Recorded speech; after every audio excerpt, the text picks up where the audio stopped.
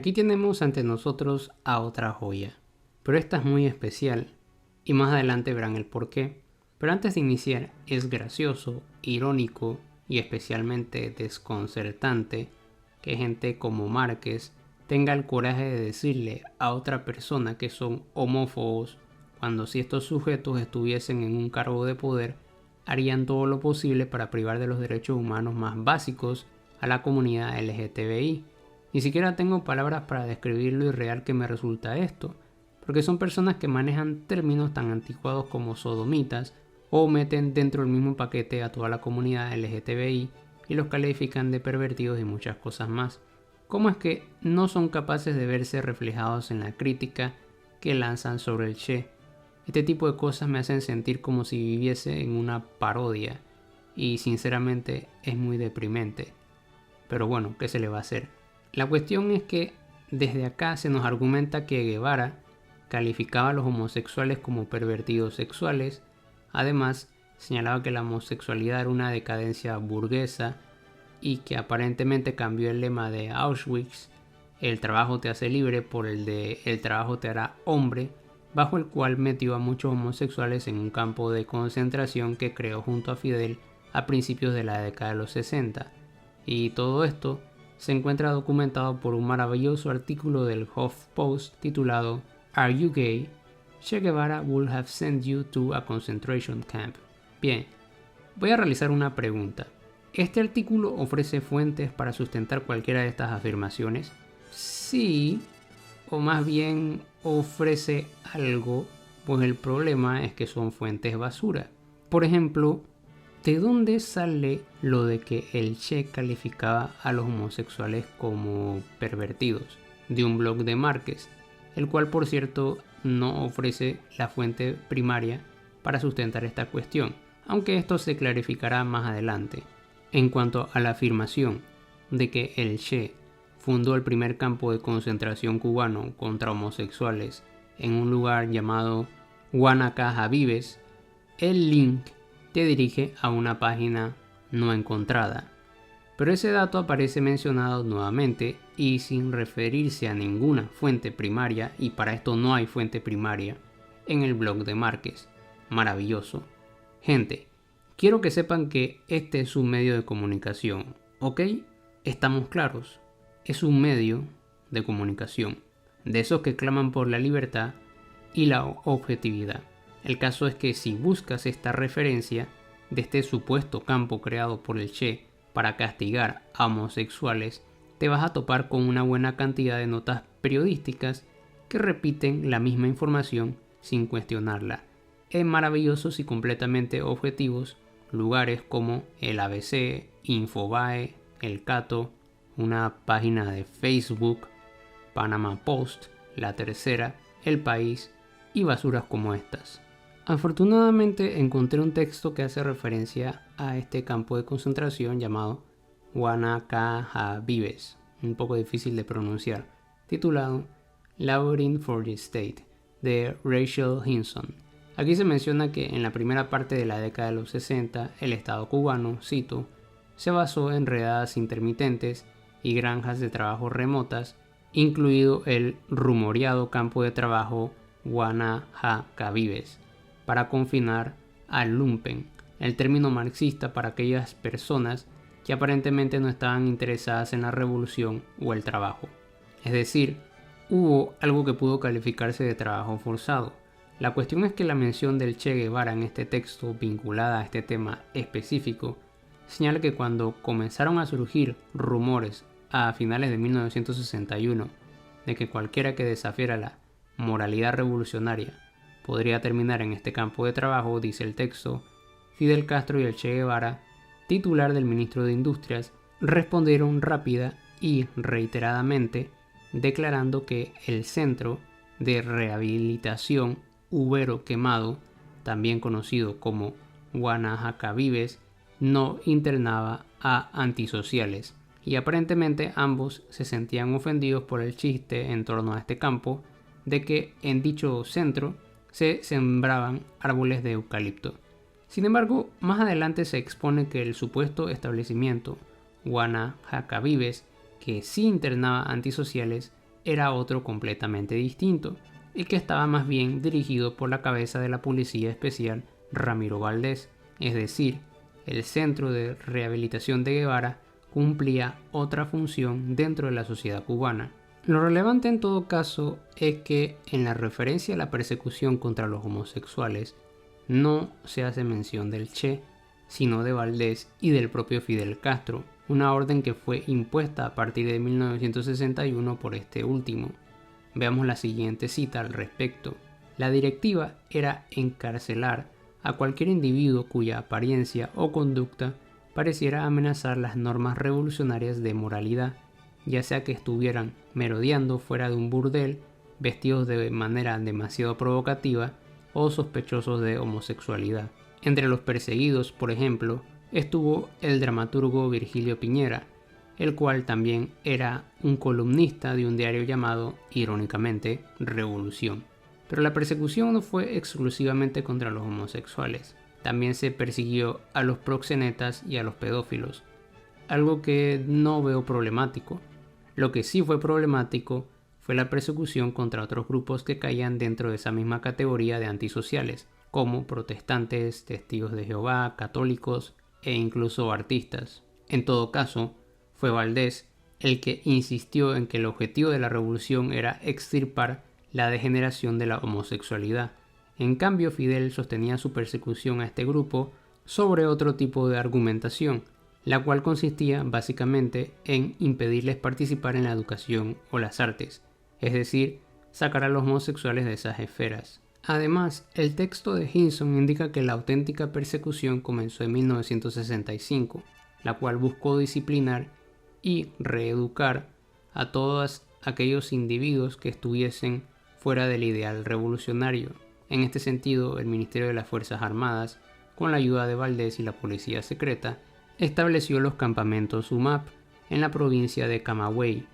Allí fueron enviados homosexuales y otros individuos catalogados dentro de la categoría de antisociales, en donde se les forzó a realizar trabajos agrícolas, como cortar caña. El texto estima que entre noviembre de 1965 y julio de 1968, alrededor de 35.000 hombres y algunas mujeres trabajaron en los campamentos UMAP. Sin embargo, el trabajo, a diferencia de lo que afirma el HuffPost y Márquez, no sería para hacerlos más hombres. El objetivo del gobierno cubano era convertir a estos denominados antisociales en ciudadanos cubanos, lo cual implicaba que eran campos de, entre comillas, rehabilitación, básicamente en donde se forzaba en ellos la moral revolucionaria y las definiciones que estos mantenían de trabajo y ciudadanía. Todo lo anterior se vino a saber mucho tiempo después. De hecho, uno de los pocos cubanos de renombre conocido por denunciar estos campos, aun cuando funcionaban en la isla, fue Alberto Padilla, quien en su ensayo publicado en la revista Caimán Barbudo escribió que entre los errores cometidos por la revolución estaban los campos UMAP y el campo de trabajo también Guanajacavives, que reitero, no es el mismo centro de rehabilitación del Che. Lo relevante viene aquí, puesto que Fidel Castro admitió en una entrevista publicada por el diario mexicano La Jornada, ya en el siglo XXI, que la persecución contra los homosexuales en la década de los 60 fue un error y por ende lo calificó como una gran injusticia, es decir, Fidel asumió la responsabilidad por esto. En base a lo anterior pensemos, exactamente cómo estaba involucrado el Che en todo esto. Su único, entre comillas, involucramiento conocido fue con el centro de rehabilitación Úbero Quemado, el cual no era el famoso campo de trabajo Guanajacavives, en donde se encarcelaban a los denominados antisociales. Además, vuelvo a recordar que el verdadero proceso de persecución en toda su fuerza inició en noviembre de 1965 con los campos UMAP y oh sorpresa, esta es la cereza en el pastel, el Che ya no se encontraba en Cuba, porque él renunció a su cargo a inicios de 1965, para más tarde irse a combatir a África y más adelante a Bolivia, lugar en el que perdería la vida tratando de iniciar una revuelta socialista. La última cuestión sobre el supuesto cambio de la frase de Auschwitz sobre el trabajo, te lleva a un artículo del New York Times para el cual hay que pagar una suscripción y no pienso invertir dinero en ello porque de momento no me sobra. No sé si esto sea cierto, pero viendo el historial de los que emiten este tipo de críticas, no me sorprendería que fuera otra distorsión más del montón. Si quieren criticar al Che de forma honesta, al respecto de este asunto, podrían empezar indagando por qué él no se pronunció en torno al caso de Guanajuato Vives, en donde se metieron a los antisociales, entre los cuales podemos presumir que hubo homosexuales. Eso obligaría también a preguntar si el Che era consciente de ello, pero lo ocurrido luego de noviembre de 1965 no se le puede reclamar, evidentemente porque no estaba en Cuba, y además estaba enfocado en otros procesos que requerían de su total atención. En todo caso, solo para el periodo previo a noviembre del 65, o más bien antes de que se retirara y renunciara a principios del 65, y bajo el parámetro antes designado, sería válida una crítica contra el Che sobre este asunto, porque lo demás se sostiene sobre puras pajas mentales. Fuera de lo anterior, el único comentario hecho por el Che con un tinte homofóbico y que cuenta con una fuente primaria proviene nuevamente de sus diarios de motocicleta, cuando no formaba parte del gobierno cubano y era un joven de 24 años lleno de prejuicios producto de su vida privilegiada. Dicha cita va así: espíritu animado e introvertido, que probablemente fuera invertido también. El pobre hombre estaba borracho y desesperado porque no lo invitaban a la fiesta, de modo que empezó a insultar y vociferar hasta que le hincharon un ojo y le dieron una paliza extra. El episodio nos dolía algo porque el pobre hombre, fuera de ser un pervertido sexual y un latero de primera, se portó bien con nosotros y nos regaló 10 soles a cada uno. En la versión en inglés la palabra invertido se cambia por gay, y luego más adelante el Che se refiere a este como un pervertido sexual. Entonces, seguramente de aquí fue donde Márquez sacó la idea de que Che calificaba a todos los homosexuales como pervertidos sexuales. La cuestión es que, como el típico conservafacho que es, tiene que extrapolar este sentimiento a toda la vida del Che sin indagar en lo absoluto si él mismo se mantuvo en el tiempo. Además, aquí se está refiriendo solamente a un individuo, solamente a este único y exclusivo individuo, al que califica de pervertido sexual.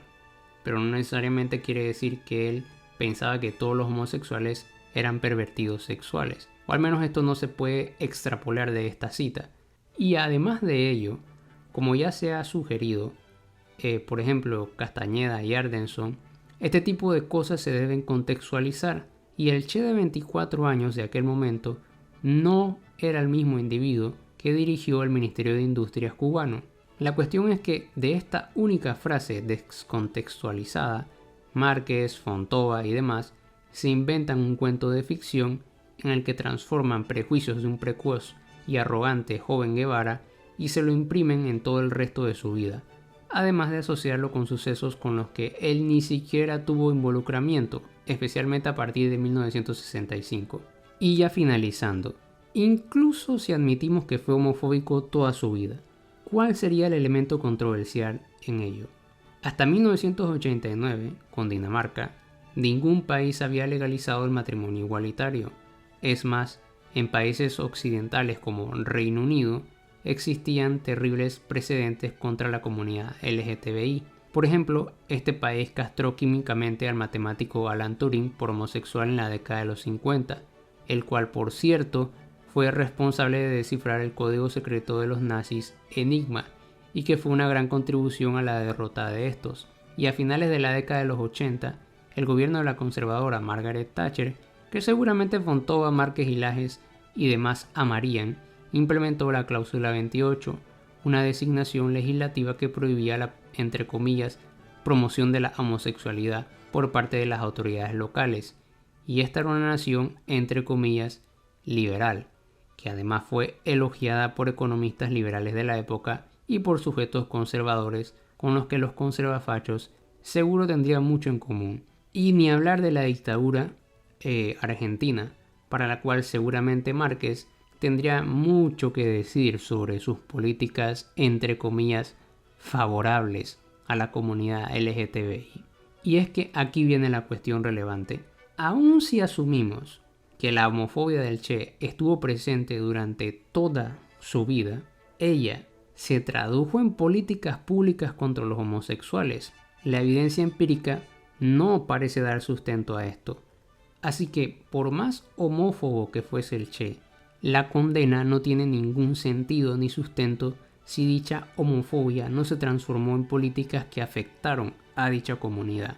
En vista de lo anterior, es obvio que a los conservafachos les importa un reverendo pedo si Che fue homofóbico o no. Lo que les interesa consiste en instrumentalizar esa idea para atacar a los progres y a los zurdos y esas cosas, porque a eso se limita su capacidad cognitiva, a ser unos meros reaccionarios.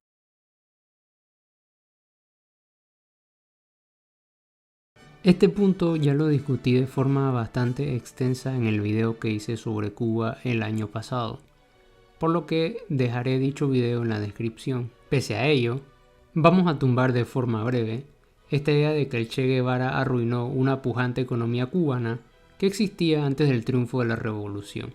Usualmente, quienes argumentan este absurdo se sostienen sobre un inexistente documento elaborado por la Organización Internacional del Trabajo, en donde supuestamente se mencionaba que los trabajadores cubanos ganaban más que en Bélgica y que la calidad de vida en Cuba era lo máximo para todo el mundo. Lo cierto es que, como suele suceder con este tipo de informaciones, no existe evidencia primaria de este supuesto informe. Lo que sí existe es un informe del Banco de Reconstrucción y Fomento de principios de la década de los 50, una institución que forma parte del Banco Mundial y que pinta una visión muy distinta a la que mencionan estos sujetos, el cual se centra en la enorme dependencia que tenía la isla hacia un solo producto de exportación, el azúcar. Pero este no era el único problema que padecía la isla.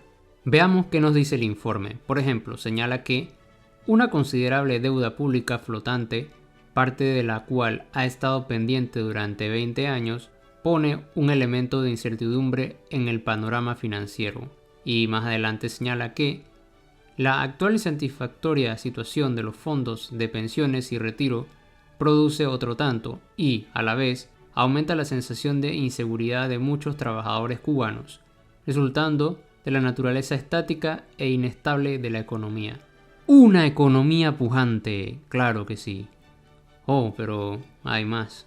Por ejemplo, se dice que la evasión de los impuestos ha sido extensa, lo que ha afectado los fondos públicos. Si bien se reconoce que Cuba ha logrado un nivel de renta per cápita entre los más altos de América Latina, que no se puede considerar un logro tan elogiable considerando la miseria que había en buena parte del continente para entonces, más adelante se señala que la renta de la década de los 50 es apenas ligeramente superior a la de 1920, renta que por aquellas fechas, es decir, en la década de los 20, había sido el resultado del auge del azúcar, es decir, de la venta de azúcar, o básicamente de la economía a base de azúcar, porque era una economía, pues, como ya está claro, excesivamente dependiente de este rubro.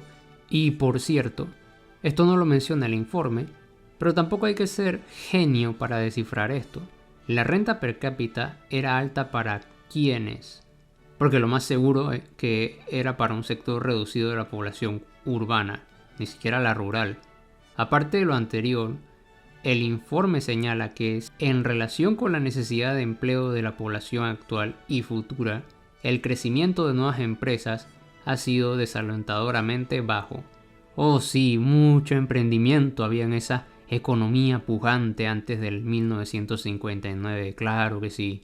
Tanto así que el informe es incapaz de esconder que la economía pujante de Cuba antes de la revolución había atraído muy poco capital extranjero.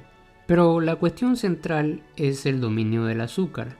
Sobre ello, este reporte nos va a indicar lo siguiente, cito: el azúcar no es tan solo la principal fuente de recursos de Cuba, domina su economía y las perspectivas del pueblo en varias formas. El azúcar juega hoy en el mercado de exportación un papel más importante que nunca. La economía sigue a merced de las fluctuaciones del precio mundial del azúcar. Esto produce una constante sensación de inseguridad que, a su turno, disminuye la confianza en los negocios y tiende a restringir la iniciativa. ¡Wow! La pujante economía cubana prerevolucionaria. ¡Una maravilla! ¡Dios! Me gustaría resaltar un artículo de un miembro del ejército estadounidense, Robert Hagan, quien en 1969 escribía, por ejemplo, que la isla estaba atravesando desde la década de los 30 un proceso de cubanización de la economía y que cada vez más empresas, bancos y demás pasaban a manos cubanas. La cuestión es que, y esto lo menciona Hagan, ¿a manos de quiénes estaban pasando exactamente? Evidentemente a manos de unos pocos, porque pasaban de los capitalistas gringos a los oligarcas cubanos. La cuestión es que Hagan no puede ocultar que la crítica al modelo económico realizado por los revolucionarios no estaba completamente errada, y dice al respecto, cito, «De esto no se puede concluir, sin embargo, que Castro y compañía estuvieran totalmente equivocados al basar su revolución, al menos en parte, en bases económicas. Las cifras brutas, como las dadas anteriormente, pueden reflejar el crecimiento económico de una nación, pero difícilmente reflejan el bienestar de los ciudadanos individuales. Cuba, en 1958, como siempre lo había sido, dependía de los caprichos naturales o humanos de un solo cultivo, el azúcar, que representaba más del 80% de las exportaciones cubanas y empleaba alrededor de 500.000 de trabajadores por solo 3 o 4 meses al año.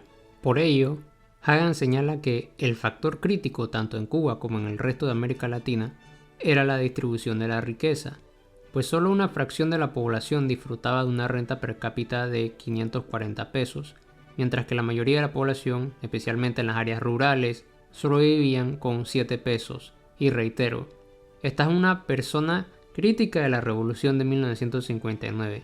Si examinan su artículo verán que es el caso. Pero hay cuestiones que simplemente no se pueden esconder.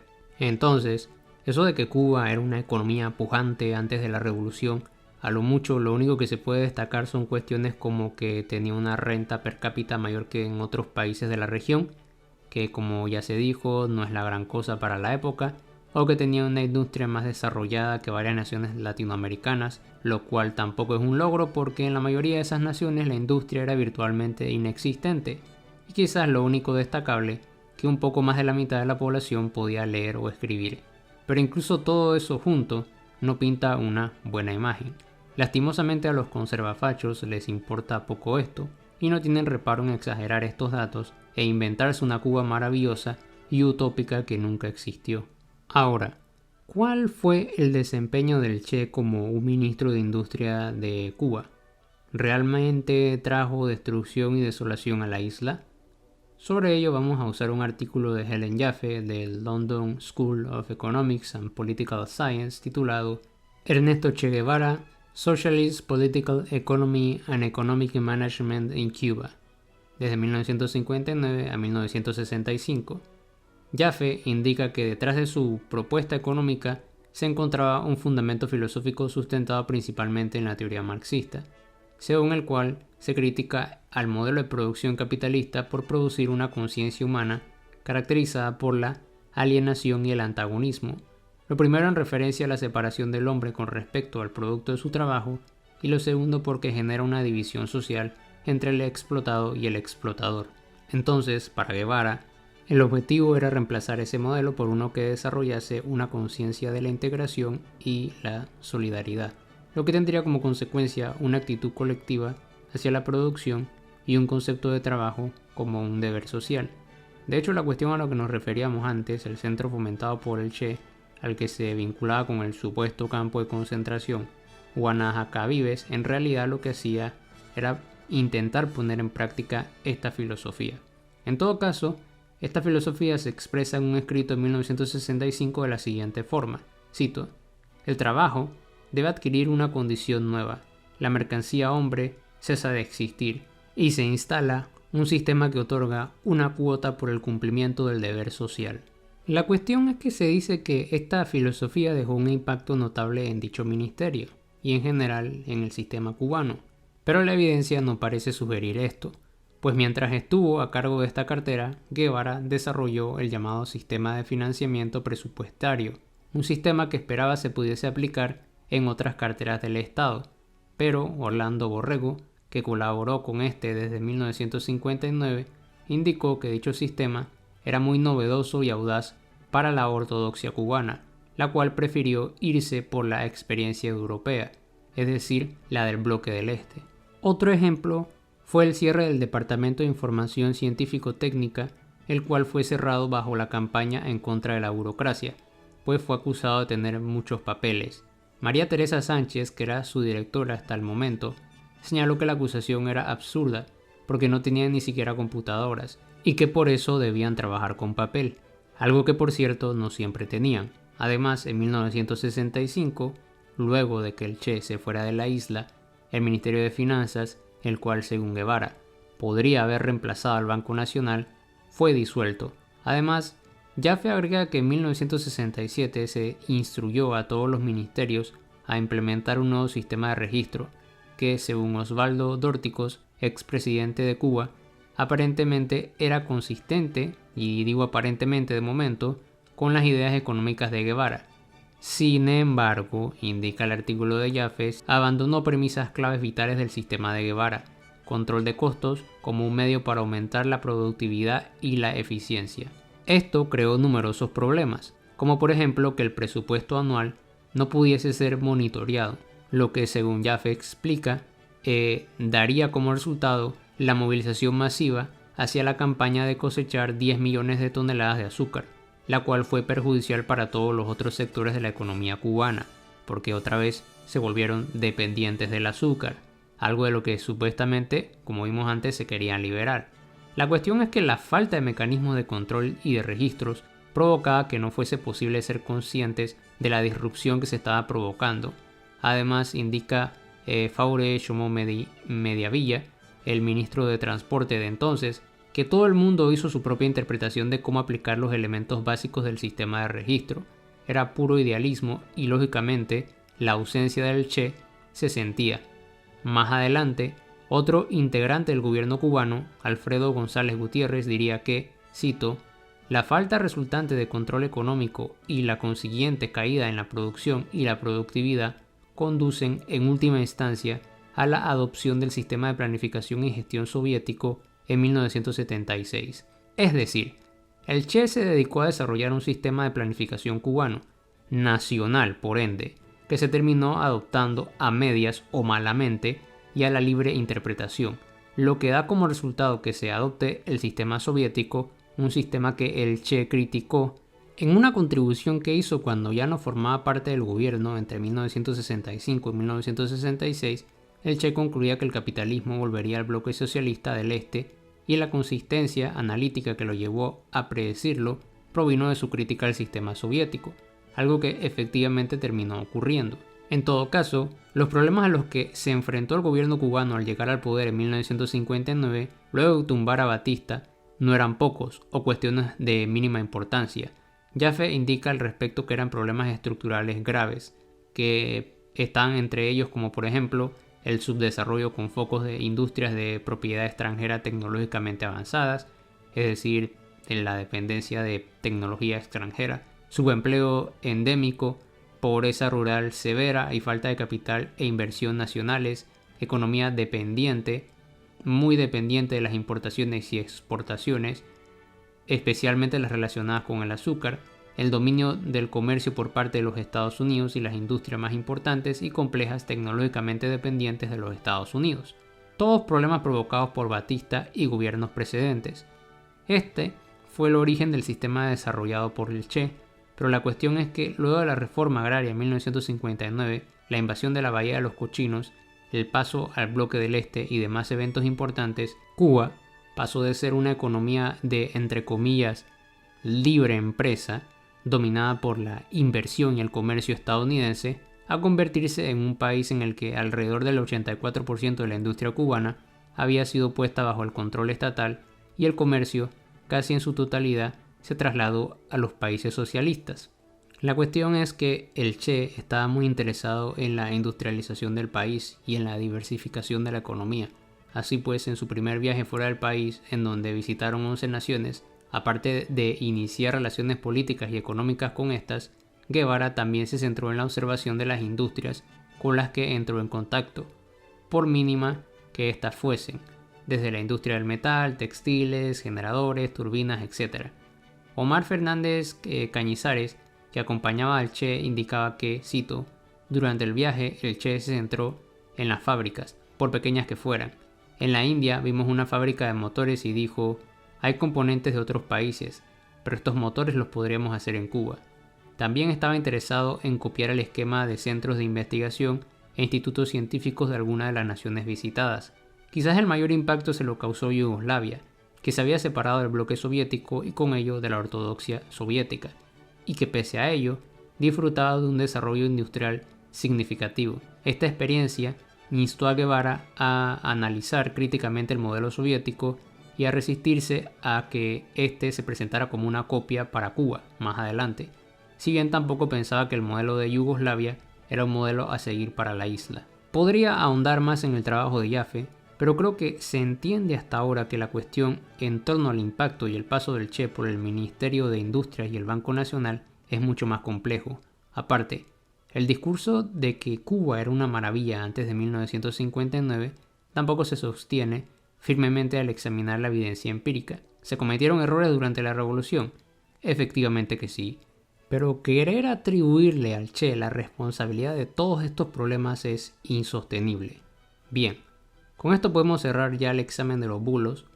Claro que hay más, como el de que nunca se graduó de medicina o que fue un fracaso en términos militares, pero eso puede quedar para otro momento.